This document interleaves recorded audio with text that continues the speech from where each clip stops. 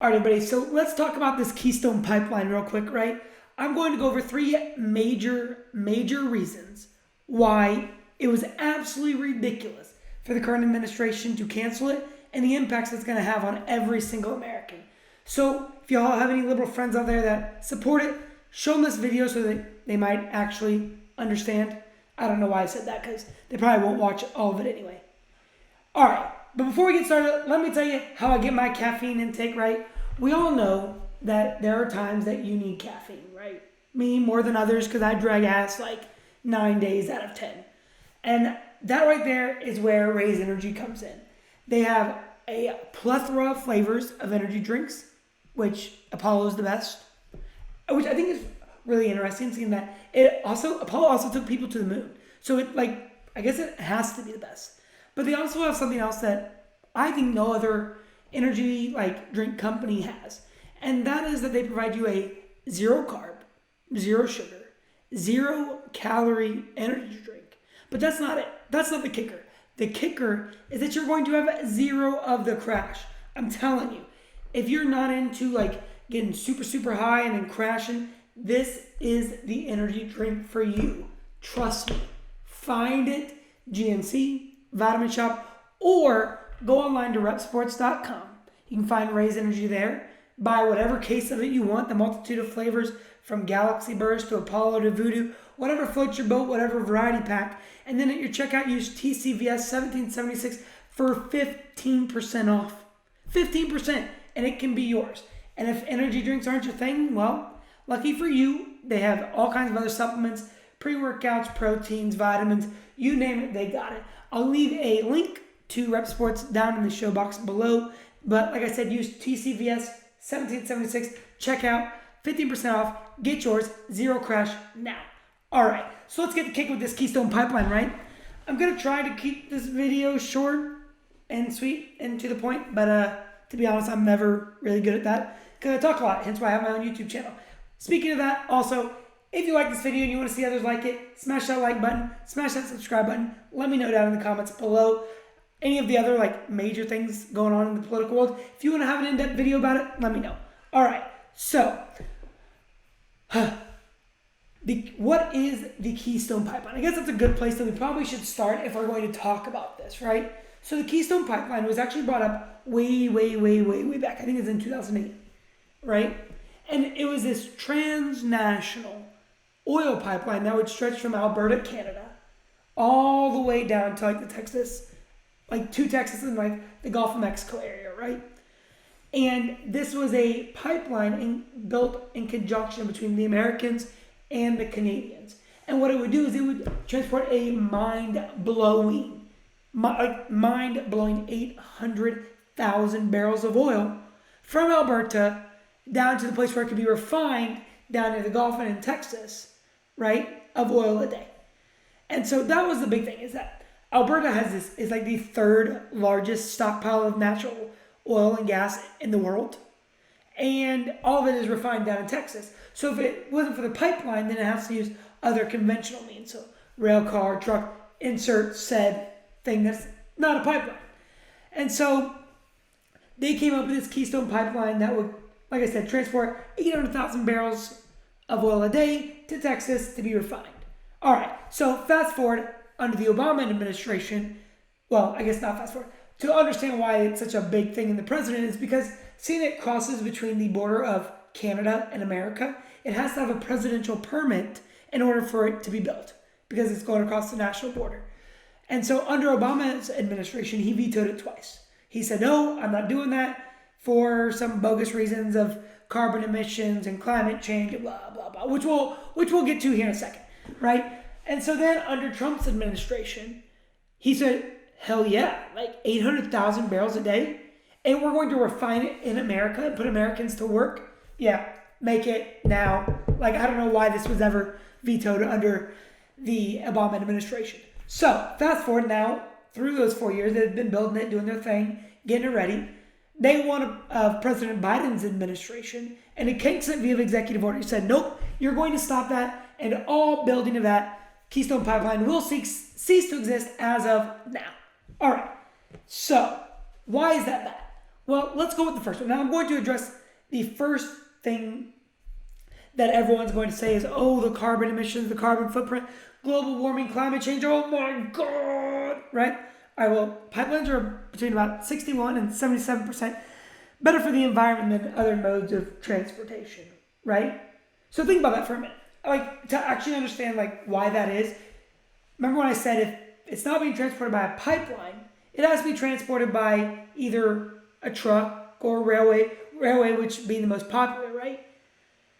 And those railroads are all going to put out carbon emissions and greenhouse gases and all those things that the liberals say that they really, really, really, really care about, yet they tank the thing that's going to reduce it. Yeah, it doesn't make much sense except for the fact that they like to lie to the American people to get votes. But anyway, let's keep going.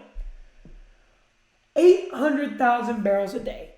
So what does that really mean? Well, to put it into perspective, a train car carries about 30,000 gallons, which ends up being about 700 barrels.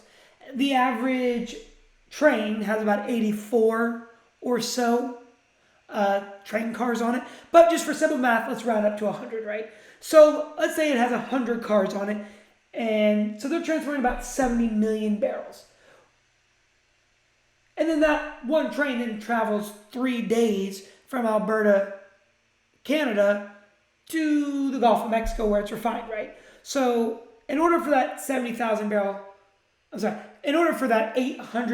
barrel a day to be met via trains, you're looking at like 1,000 or so trains a day to make that up, that are also now traveling 3 days, emitting God knows how much carbon emissions into the world, and it's taking 3 days of them to do so, right? So what does this all like actually mean? Is that literally the mode that they would rather have you use or have us use over the pipeline is about 60% worse for the environment than the Keystone Pipeline. Like, think about that for a minute. 800,000 barrels a day in trade between the U.S. and Canada, which, by the way, is our number one foreign oil trade partner. If the left really cared about the environment, you would think they would be finding ways to cut emissions by almost 80% while still being able to keep up with the oil needs of America. Like, that would be a priority, right? Like, you can cut carbon emissions and all of the other stuff that you virtue signal to the rest of the world that you actually care about, and still keep all of the oil that America needs just to do her business, right? But apparently that's not true because they really don't care about any of those things, right? So on to what I think is probably, like, now that we can put all that aside, right? Like, now that the environment part's out of the way, for all those that are going to attack my comment section over how wrong I am, you cannot argue numbers, and you cannot argue that shutting down the Keystone Pipeline is going to shred carbon emissions, because it's not. If you have any questions on why it is not, please rewind the video about 45 seconds where we talked about how you're going to take 1,000 trains over 3 days to do the same job that the pipeline would do. So please, if you have any questions, please rewind that part of the video. All right, so on to what is probably the most dangerous thing about President Biden's reckless first day actions is the economic and political backlash that it's going to have. The president of the Keystone Pipeline, Richard Pryor, told the AP that over 1,000 unionized jobs will be lost over this. So what does that really mean? Well, let's take that every single one of those 1,000 people make, let's just say, an average salary of $50,000 per year. Like, not too high to inflate the numbers, not too low to underplay it. That is 1,000 people that are out of a job at a time when COVID-19 already has unemployment numbers skyrocketing, the highest that they've been in decades. But that is also $50 million in salaries lost in his first day. First day, $50 million in salaries gone. So, with one stroke of a pen, President Biden, who is coming into office during a difficult economy, day one cut 1,000 jobs and $50 million in salaries. Off the jump.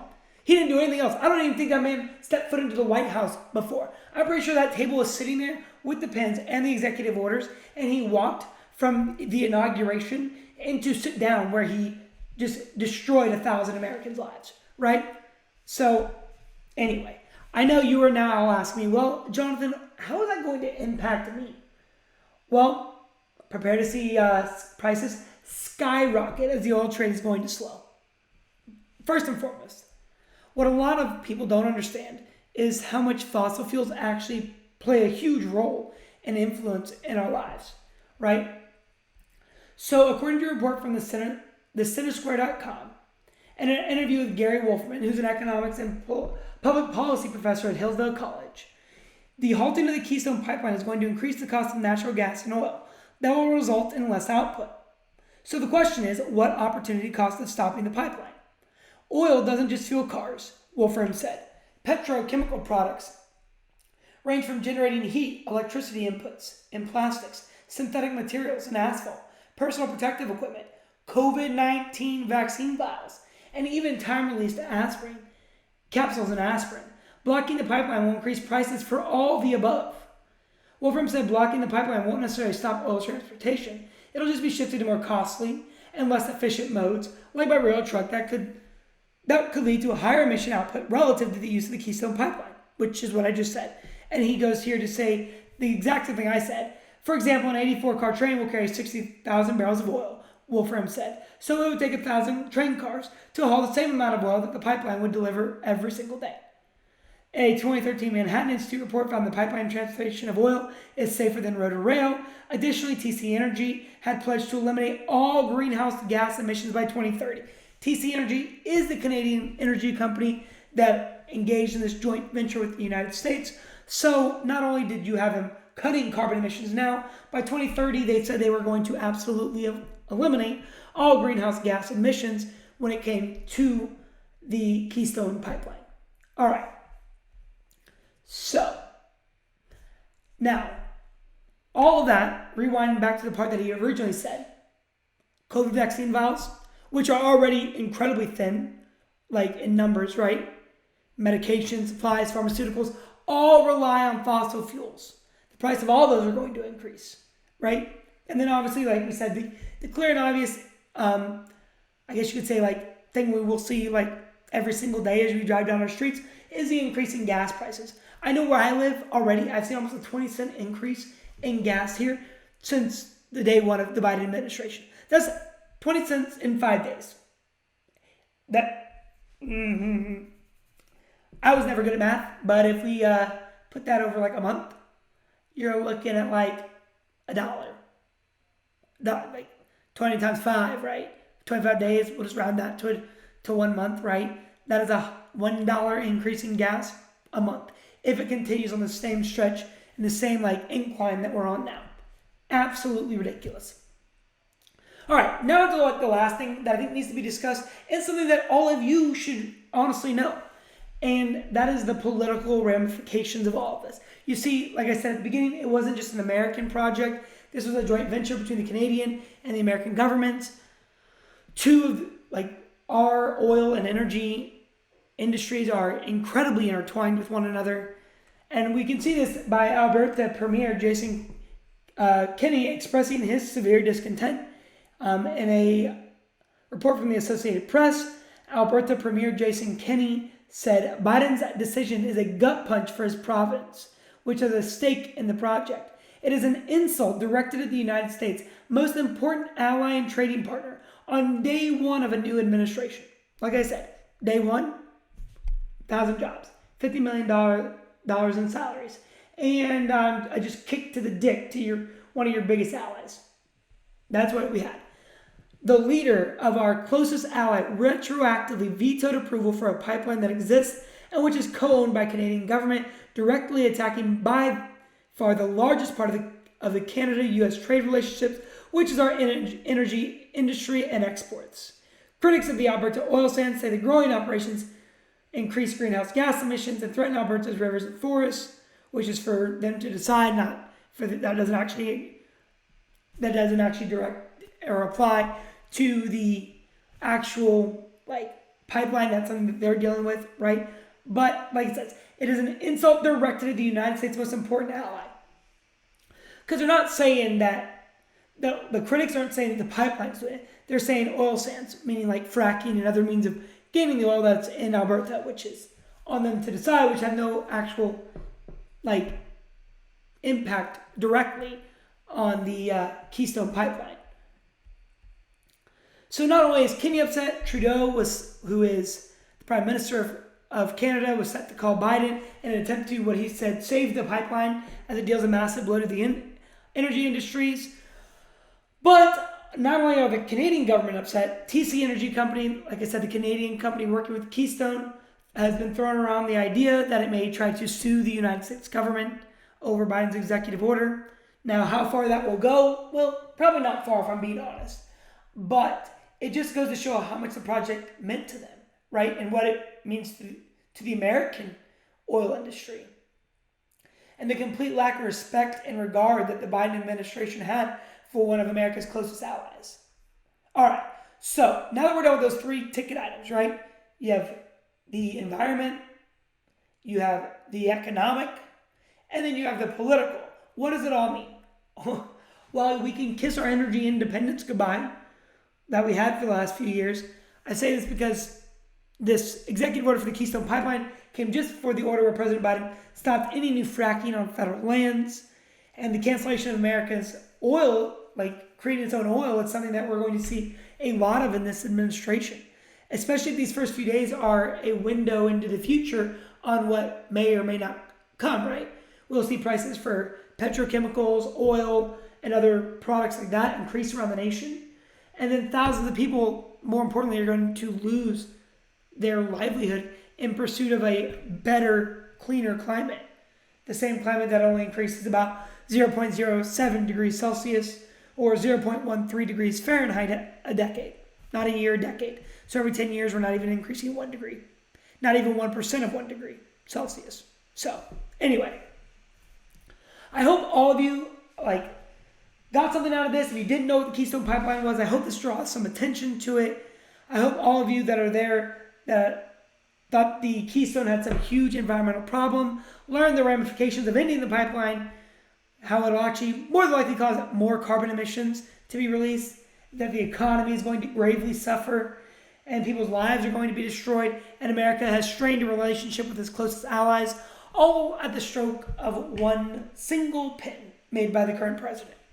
All right, if you like this video and you want to see more breakdowns of key issues in the future for politics or anything like that, smash that like button, hit that subscribe button, and let me know what you want to hear about next down in the comments. And as always, guys, thanks for watching and God bless.